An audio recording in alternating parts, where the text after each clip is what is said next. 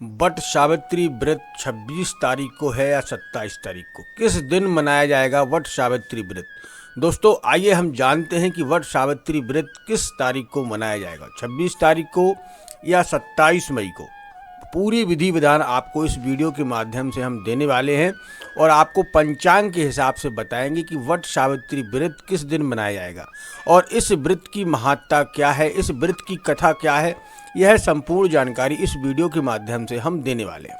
देखो, हिंदू पंचांग के अनुसार ज्येष्ठ महीने की अमावस्या तिथि 26 मई को दोपहर 12:11 पर शुरू होगी। वहीं इसका समापन अगले दिन यानी कि 26 मई को सुबह 8:31 पर होगा। सनातन धर्म में उदय तिथि के महत्व है, ऐसे में वट सावित्री व्रत 26 मई को ही मनाया जाएगा। इस दिन क्या क्या करने से सुहागन महिलाओं को व्रत का संपूर्ण फल प्राप्त होता है, तो आइए इसको भी जान लेते हैं।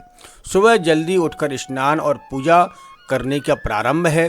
इस व्रत को बरगद के पेड़ के नीचे मनाने का महत्व है। बरगद के पेड़ के नीचे साफ सफाई और मंडप बनाएं। वट वृक्ष के नीचे सफाई और पूजा स्थल की जाती है और लाल धागे से वट वृक्ष को बांधें। 7 बार परिक्रमा करें। व्रत कथा या पाठ सुने। अंत में आरती करें। गरीबों और ब्राह्मणों को भोजन करवाएं, उनसे आशीर्वाद लें। व्रत का समापन अगले दिन यानी कि 27 मई को ही होगा।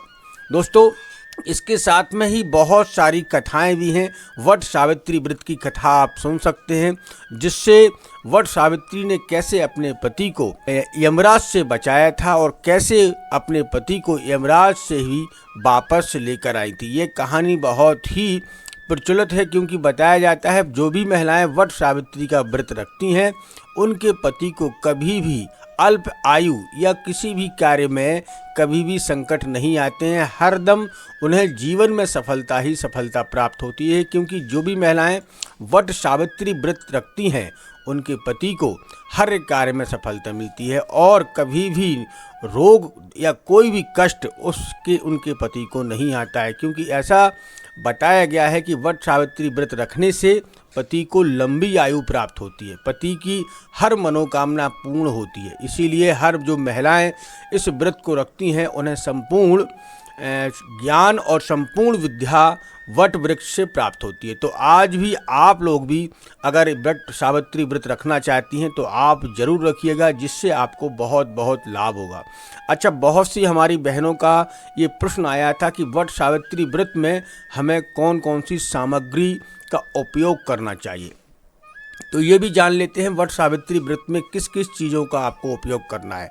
इसमें आपको एक देसी घी, भीगा हुआ काला चना, मौसमी फल जो अभी मौसम में चल रहा होगा, केला, सेब वगैरह, अक्षत, धूप बत्ती, वट वृक्ष की डाल, गंगा जल, मिट्टी का घड़ा, सुपारी, सिंदूर, हल्दी और मिठाई शामिल करना होगा। इन चीज़ों को आपको लेना है और एक कच्चे धागे से यानी कि कच्चे धागे को लेकर आपको वट वृक्ष के चारों तरफ घूमते हुए 7 परिक्रमा लगाते हुए उस पर गांठ लगाना है। ऐसा माना जाता है क्योंकि आपके पति पत्नी के बीच में 7 फेरे लिए जाते हैं, तो इस दिन वट वृक्ष के साथ में भी आप लोग 7 फेरे लें तो आपकी हर मनोकामना पूर्ण होगी। अगर आपको संतान सुख भी प्राप्त नहीं हो रहा है या बहुत समय हो गया है संतान आपके घर में नहीं आ रही है, तो आप वट वृक्ष की पूजा पूरी विधि विधान से करिएगा।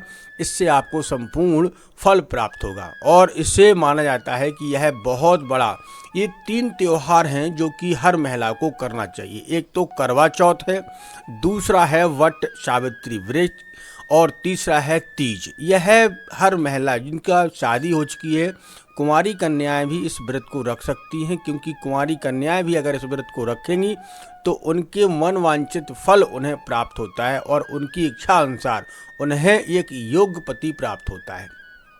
तो ये हमारे द्वारा दी गई जानकारी आपको कैसी लगी? अगर आपको उपयोगी हमारे द्वारा दी गई जानकारी लगी हो तो दूसरों के साथ शेयर करना बिल्कुल भी ना भूलिएगा और हाँ, अपनी सहेलियों को साथ में भी इस जानकारी को शेयर करें और बिल्कुल भी कंफ्यूज नहीं है किसी भी प्रकार से कि 27 तारीख को या 26 तारीख को यह है वट सावित्री व्रत जो है वो 26 मई 2025 को ही मनाया जाएगा।